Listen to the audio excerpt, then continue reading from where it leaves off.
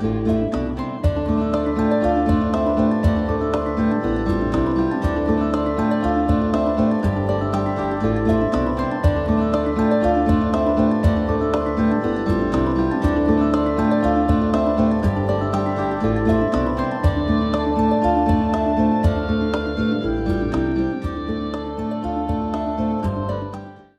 Oracle of Luna is a podcast with me, Bridget Engels, as your host.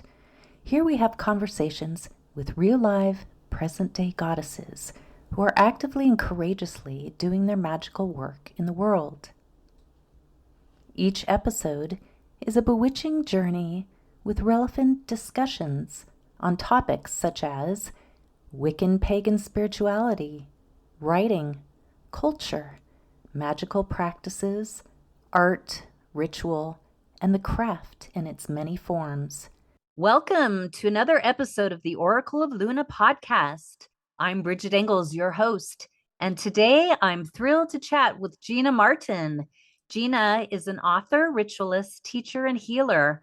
Her book series, When She Wakes, explore the pre-patriarchal world.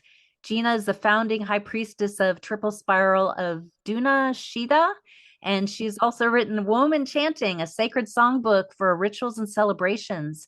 Gina has also been a panelist for the Parliament of World Religions. Welcome, Gina. Hey, Bridget, how are you? Doing good. How are Excellent. you? How's your day? My day is beautiful and wonderful, and the weather is spectacular. I love it when it's in the 70s. It makes me very happy. And where are you located? I'm in the Hudson Valley, about 30 miles north of New York City. Oh, beautiful. That area is just gorgeous. It's quite magical. Yes, it is. Yeah. All right. Well, I have a lot of questions for you. So Sure. let's get Let's rolling. let's do it. Yeah. First off, like I always start my show, how did your spiritual path with the goddess begin? Can you tell us a little bit about how you came upon the goddess or the goddess came upon you? Right. It's probably the latter. Yeah, I've thought about this a lot. I grew up in a very, very, well, in a divided family, in a divided faith family, which was unusual for my hometown. My mother and many, many thousands of years of ancestors, cradle Catholics. So I grew up in that tradition. I went to Catholic schools, and my father's family had been moved north in the Great Migration from Appalachia, and his people were what I would say nominal Christians, but they were actually earth-based spiritualists. So I had two very different traditions coming at me as a child. I grew to love and was deeply inculcated in ritual and song and chant and incense from the Catholic faith.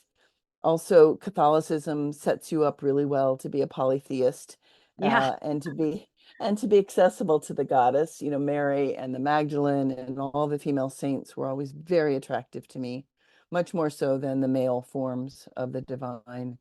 So I think that that combination of earth-based connection and being able to have access to the divine feminine, even though it's very cloaked in Catholicism, set me up to listen when she called. And she definitely called to me in my 20s more and more and more. I was drawn to information about the goddess and people who were learning about her. And, you know, that was in the 70s, and early divine feminine work was starting to emerge with Starhawk and Phyllis Curott and Margot Adler. So I was very interested with all of those people and all they were learning.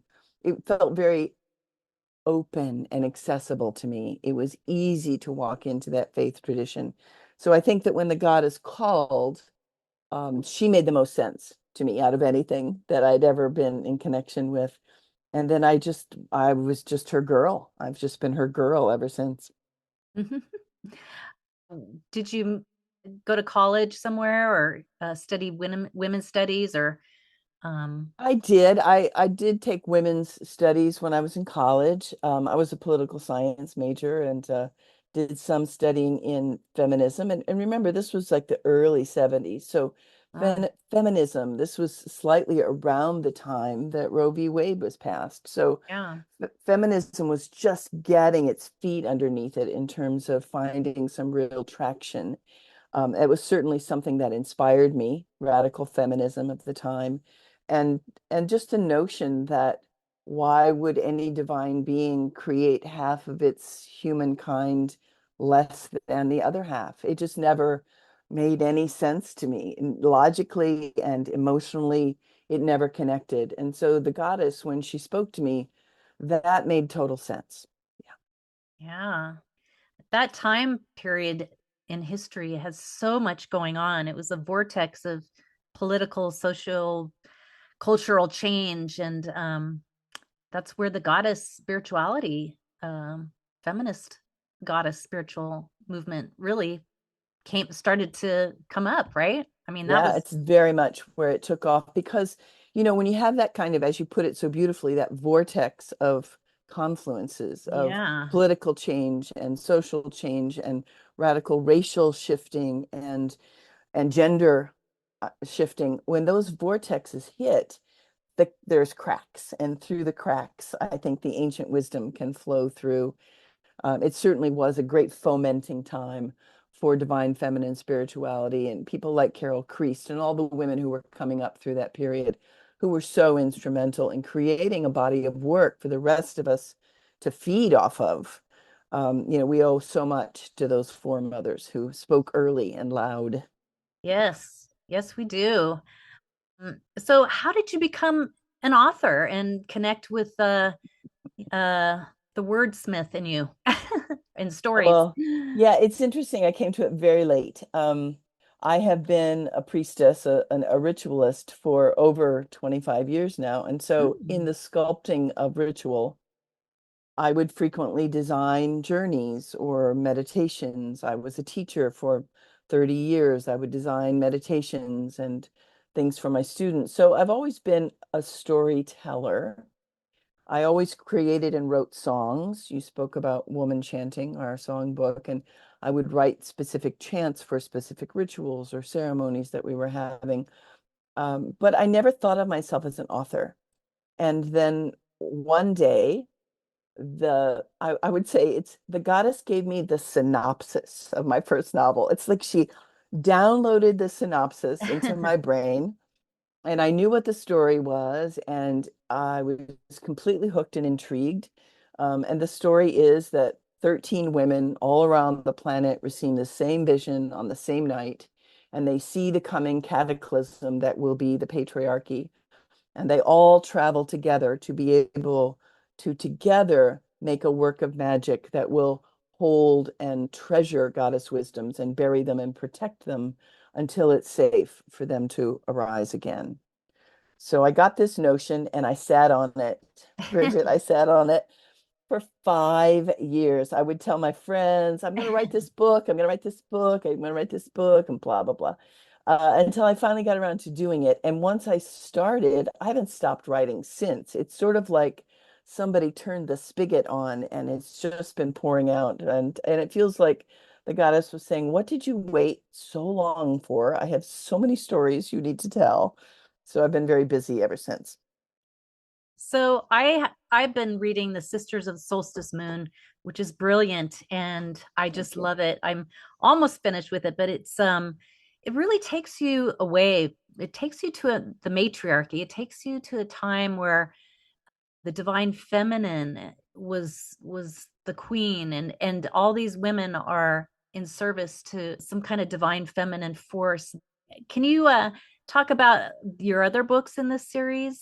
Yeah, sure. I'd love to.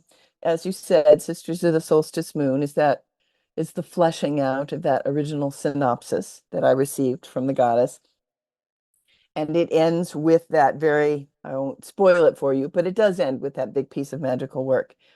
The second book is really my trying to figure out what happened to those characters in the next 5 or 6 thousand years. What mm. happened to those women who were so goddess directed and had held such important pieces of her wisdom? What happened to their souls over the next period of time? And so the next book, which is Walking the Threads of Time, is really um, a look at all these different possible incarnations of these different characters, how they might have met at particular times in history and recognized each other or not, how they might have served the goddess in whatever way they possibly could, given the constricts of patriarchy. How were they striving so hard to get back to a time where they could meet again and bring her wisdoms up and forward? So I don't write simple books, evidently. So this one covers a period of about 5,000 years. Wow. Um, and then the third book, She Is Here, focuses on one character who is a descendant of one of the 13 and her life's journey, which is to travel around the planet, go to particular power spots, open those energy portals, allow that energy to surface again until it can all connect in a beautiful grid and allow for the divine feminine to be seen and heard and respected and honored again. Is there a fourth book? I thought I thought maybe there was, and my publisher, Lucy Pierce, who's brilliant, the publisher at Womancraft Publishing, she and I kicked around the idea of a fourth book. But when I finished She Is Here, she said, "This is done, isn't it?" And I said, "Yeah, it's done." So instead, what I have moved to is that I'm writing a series of books. They're the origin stories of the 13 women that you meet in Sisters of the Solstice Moon. Hmm. And so each one of them, we get to see her transition from being a girl into a woman. We get to see her home culture, which we don't get to explore much in Sisters of the Solstice Moon because they pretty much wake up to their vision and leave on their quest.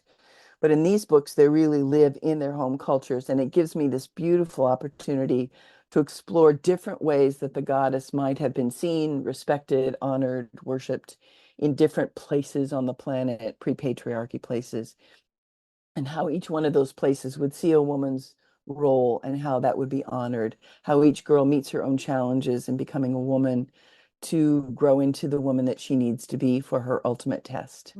What's the name of that book? That series is called Daughters of the Goddess, Okay. and there are three of them currently out in print. They Oh. are Kaia, daughter of the horse, Otakla, daughter of the seal, and Maya, daughter of the fire. And the fourth book in that series, Io, Daughter of the Wild Hunt, comes out next week. They're all Oh. available. They're all available on Amazon, and there will be 13 of them in all. I have promised that to myself and to the goddess. So Wow. I'm putting out about 3 or 4 of them a year. Yeah. That's incredible. You're very prolific. The goddess is channeling through you. Absolutely. I don't take credit for writing these stories, Bridget. I mean, I just sit down and I ask for guidance and I'm literally the transcriber. You know, she tells me what needs to happen next and who these people are and what their mission is, what their challenges are, what their worlds are like. It's very exciting to explore them Yeah. because I find out all sorts of things that I don't know. And that kind of leads me to my next question. So, what are the most important sacred messages of the divine feminine from the past that we can carry forward Mhm. into our civilization, like now and into the future? Are there any like key elements that kind of are threads in your book that carry us through from the past Mhm. to where we are now and into the future? I think so. I think it's a very interesting thing. And somebody said it, and I can't remember exactly who. One of the brilliant foremothers said that in all of the matriarchal religions, no one is ever depicted on their knees. And I think that that's really Hmm. important to me in my evolving relationship with the goddess. It is definitely a relationship of reciprocity, not one of supplication. It is a sense of me being eager to know her and of her being eager to know me and let herself be known. And so I think in that respect, it is very much similar to what I think of as a lot of indigenous spiritualities, which is we live here in concert with everything else, with all the plant and animal life, with the planet herself who is alive, and that the divine forces are available to us. And we need to be respectful and in reciprocity, but we're not bad, we're not wicked, we're not waiting to be punished or in fear of being punished. We are eager to learn how to be walking in balance. And Hmm. I see that in the ancient texts that we've been able to unearth, and you see that in the ancient iconography. We see it in current day indigenous spiritualities. So to me, that is the way that we blend the Yeah. ancient wisdoms with the modern wisdoms, which is that we are not the dominant species. We are one of all, and that through the divine feminine, through the goddess path, we can learn better how to do that. Yeah. That connection, the back and forth pulse between us and Mhm. all of creation. Mhm. It is a relationship that we need to tend and be conscious of and Mhm. respectful. Yes, and like all relationships, when you nurture it, it gets deeper. Right. And so, when my students, I have taught several groups of priestesses in training. I'm currently teaching a group right now. And when they ask me, how do we do this and how do you know and when do you know it's right? And I always say the same thing, it's practice, practice, practice. You Hmm. do it and you do it every day and you talk to her every day and you deepen your availability every day. And she is very generous. One of my dear friends once said, the goddess doesn't always give me what I want, but she always gives me what I need. And I love to live by those words. Yeah. And it's holding space and being Mhm. open to receive the messages from Yes. the goddess. That takes time and patience and um, sensitivity. Yes, a belief in subtlety. I think that that's so Yeah, important. I see that with my totally. students that, we live in such a world where images are blasted at us and where Oh, yeah, constantly. information we're inundated with information. And so to ask people to sit in silence and to listen and to be eager for subtlety and to trust their own intuition when subtlety comes to them, Mhm. that's really a major learning curve for people today. Yes, I agree. And I've been hearing that over and over because I ask this question a lot to many of my guests and how can we connect with the goddess? And over, it's kind of the same type of Mhm. answers, being open to receive, being quiet, being still, being receptive to the sensitive to her wisdom, and it will come. And sometimes it comes in our dreams too. Exactly. But also, you know, it's one of those situations where it's about faith, which I know is a word that gets about a lot, but also it's about patience. And so trusting that the images and information you receive are good and from a good source, that's important because so much of the patriarchal religions tells us that we can't trust anything that doesn't come through one particular channel. And so asking people to sit and be patient and allow for wisdom to rise up from within them. That's, people ask about this and I say, it's not hard. I mean, it's not complicated. Yeah. It's very, very simple. It's not easy. But you have to practice it, but it's not complicated. And it's not, to Hmm. me, the goddess path is not one with tremendous amounts of rules and dogma and punishments if you do this right and rewards if you do that right. It's simply about learning to be in relationship to her. And that is so simple and yet not easy. Yes. So, but we can also be actively participating in our Mhm, connection. mhm. And one of the things a lot of pagans, Wiccans, and goddess spiritual people, we do ritual and Yes, we circles and do. we join communities. And so that leads me to my next question. You're the founding mother of the triple spiral of Duna Shida. Did I say that right? Duna Shida? Almost, you're really close. Triple spiral of Dunnashi. She is the Gaelic word, the Irish word for the fairy folk for the day. Yes. And Dun is a fortress or a fort or a hill. Hmm. So literally it's triple spiral of the fairy folk hill or the fort of the fae, however you want to look at it. Yeah. Yeah. So Can you tell us a little bit about this community and what they do and your role as a high Yeah. priestess? Yes, and again, that's one that I heard the lesson to do. I got the message from the goddess, and I sat on it for a number of years. This seems to be a pattern in my life. Um, but trusting that you have the right to step into some kind of authority in this way that is outside the bonds of a patriarchal system, that sometimes takes us a while. It took me a while. So I wanted a circle. I had been attending a women's spirituality festival every summer for a number of years. I really wanted a circle. I wanted that community, that connection with other women to do ceremony and ritual.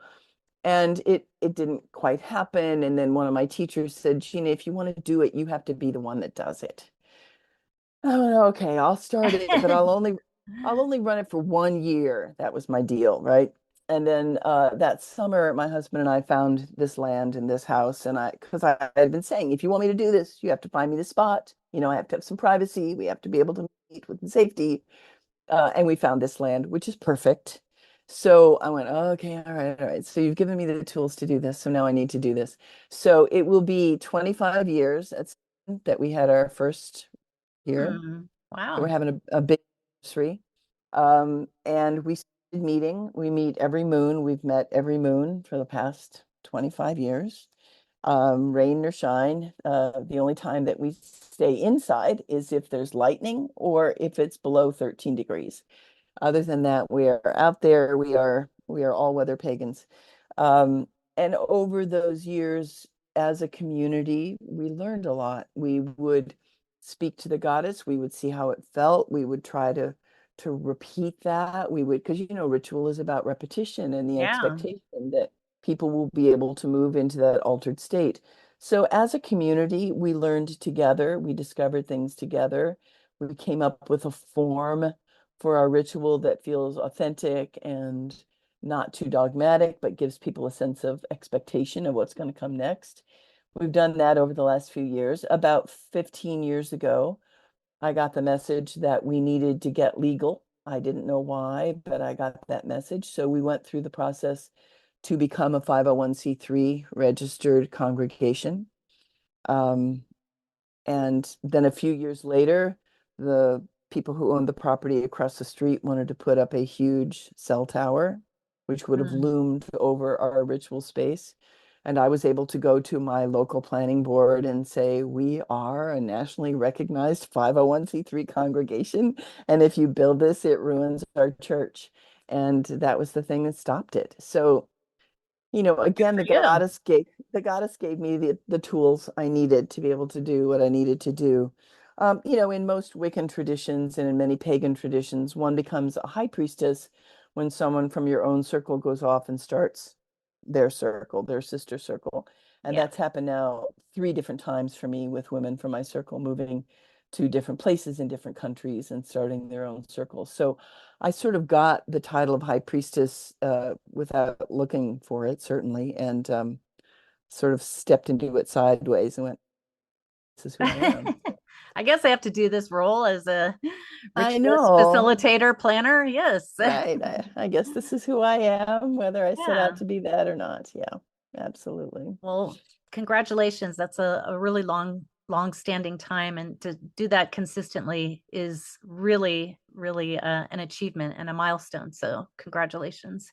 Yeah, Um, it has been, it's had its challenges. Certainly COVID yeah. was really hard for us. And we met on Zoom and then we met outside well distanced. And, we've gone through so many ups and downs in terms of who's available for Circle, who needs it. I always feel like the people who need it are there. And Yeah. if people no longer need it, then they're not present. And that's fine by me because I'm not the person making these decisions. You know, Yeah. it's her divine wisdom that guides people there. So we've gone through many permutations, but we're still here That's and we're awesome. still doing our thing. We're going to have a big 25th anniversary Samhain celebration this year too. So Oh, we're, awesome. we're going to That's celebrate. Yeah. wonderful. Thank I hope you. it's powerful for you It and always your is. It community. always is. I always think, oh, do I have the energy to do this? I'm getting Yeah, older. yeah. Do I have the wherewithal to gather people together to make it happen? And then without fail, every time we do ritual or have ceremony, I'm filled to the brim afterwards Yes. and so happy that Worth I've it. dedicated myself to doing it. Yeah. Yeah. And it feeds your spirit and the spirit of everybody involved. Absolutely. And one of my founding premises was that I wanted girls to Mm-hmm. have a place to know about the goddess and to be in ceremony and ritual with her from the time they were little. That felt really important to me because it was something I felt like, wow, what a gift that would be. And Yeah. boy, I wish I'd had it, you know? Yeah.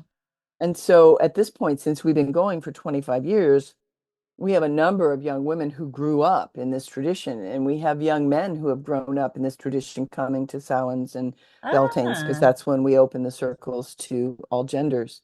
So we've Mm. got adults now who are, now they're second generation pagans, which is so very, very, very cool. Oh, that's awesome. That's really incredible. And then they can bring their children one day. One day they will. Yes, indeed, they Yeah. will. Yeah. Quickly wrote a sacred songbook called Women Yeah. Chanting. Hmm. So do you want to talk a little bit about this book and what it's used for? What do you do with this Right. book? Okay. Well, all the chants, everything in there was composed either by me alone or by myself with other women in the triple spiral circle. Okay. So these are all chants that we created for specific situations, perhaps for specific moon rituals or Samhains or Beltanes. The book I put it together in a way so that it makes sense. If you want a song, a chant that's going to raise energy, here are some ideas. If you want a Yeah. song that's going to begin a circle, here's one. If you want one that's going to end a circle, here's one. There are different goddesses that are there are specific chants to some specific goddesses. If that calls to you and you want to use them for invocations in your circles, Mm-hmm. others are not specifically goddess oriented, but are good at either raising or dropping energy down or helping people to center. So Yeah. they serve a lot of purposes. We, over the years, were able to do a number of recordings. So when people purchase the book, see at the bottom of some pages about, I think there's 46 chants in the book. I think 23 or 24 of them have been recorded. So if they go to the bottom of the page on some of those pages, they will see the link and they can go to the link and purchase those Oh, recordings if perfect. they want. Yeah, I was going to ask because that's Yeah, always been my experiences. What's the melody to this chant? Because right. when I was creating ritual for my circle in Seattle, Circle Luna, I would always have chants, and some of them I wanted to explore, but I didn't know the melody. Hmm. So I was like, Right. And a maybe I lot could of, make this up, right. but it's better if there's an actual recording somewhere. Right. Well, in the chant book, there is the musical notations. So for Oh, people who are good. musicians, they can they can play them, right?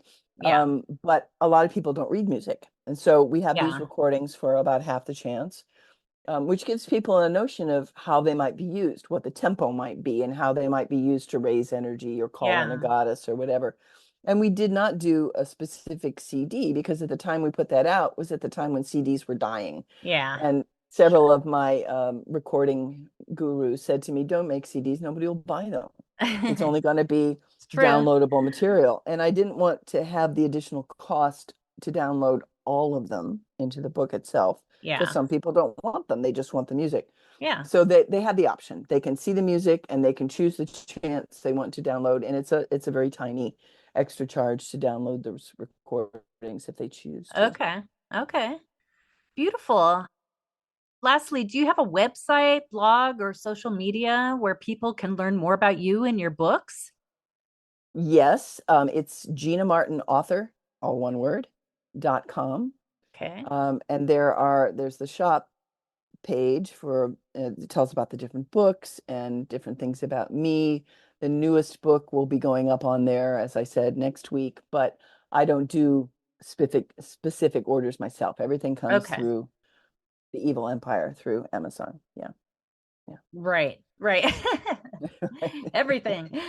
Yeah. Right. And are you on social media, I Instagram, am. I Facebook? am. Great. The same title for Instagram, Gina Martin Author. I have a Facebook page with the same name, Gina Martin Author. It's all the Okay. same thing.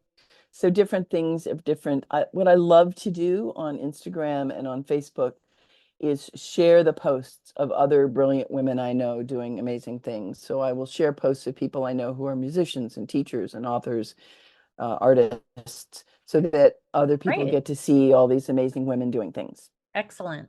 We love that. Yes. Yay. Thank Share you, it, Gina. share it, share the wisdom. Yes, let the goddess speak. That's my motto. Absolutely. Thank That's you for right. your sacred writing and books, Gina, that bring us back Oh, to the goddess and inspire us and to embrace matriarchy and reconnect us all with the divine feminine. Blessed thank you. be. That does, blessed be, that does feel like my life's work to make sure that Yes. to make sure that her stories get told and Yes. that they're told in a way that invite people in. Yeah. Absolutely. And I want to finish your series and move on to the Daughter of the Goddess books too. That's right. Check out I'm the Daughter of the excited. I didn't Goddess know about books. that series. So yes, more books from Gina Martin. Excellent. And they also have, just to do a shout out to Elizabeth Cheevers Jessamine, who is She Who Is Art. She does the covers Oh yeah, of the they're Goddess beautiful. books, and they're stupendously gorgeous. Yeah. So Yes, they're gorgeous. Very vibrant. Um, yes. all right. Well, thanks to all our listeners for joining in. And again, thanks, Gina. And I look forward to reading more of your books and hearing more about you. So thanks again for being on the show. Thank you, Bridget. I really appreciate this opportunity. Yeah, you're welcome. All right. Have a wonderful rest of your day or evening and blessed be. Bye Blessed bye. be. Bye.